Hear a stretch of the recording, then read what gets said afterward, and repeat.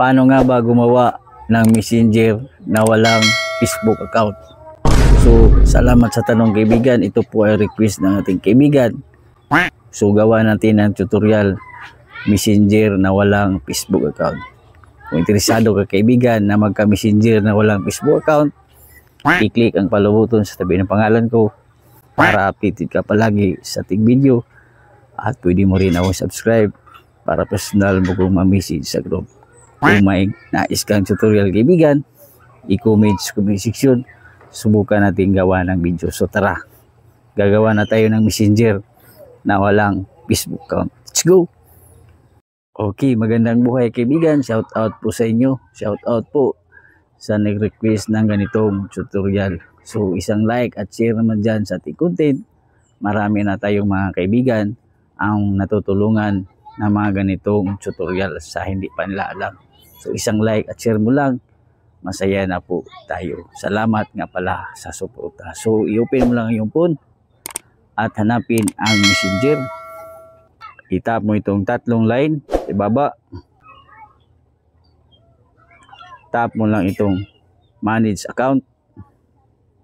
Then tap mo lang itong add account.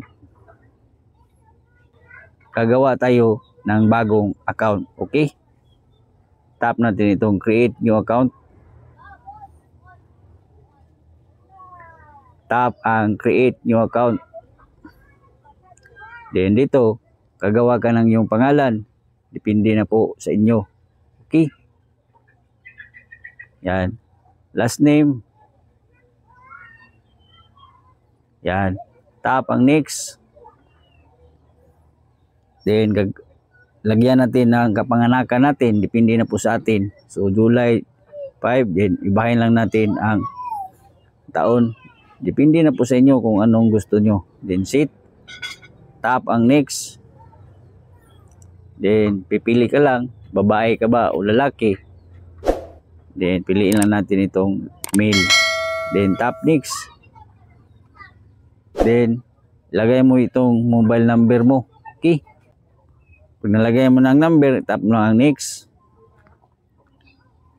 Then tap continue creating account. Then gagawa ka lang ng password dito.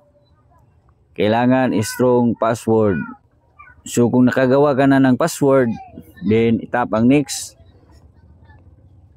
Then i-save mo lang. Then agree. Then mag-antay lang tayo ng confirmation code. So may dumating na. Then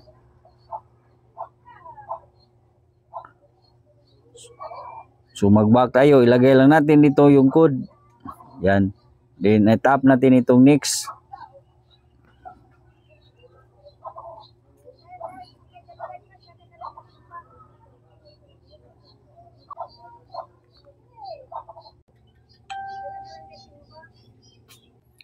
Then, i-save lang natin. Then, create lang tayo ng PIN. So, ito na yung messenger natin kaibigan na walang Facebook account. So, hindi pa natin makita yung mga friend dito kasi nga hindi pa tayo nagsisearch dito ng mga friend natin na nanais natin i-chat. So, ganito ang larawan ng messenger na walang Facebook account. So kaibigan, huwag kalimutang i-share ang ating videos. Tandaan ang kalaman ay kayamanan. God bless po sa ating lahat.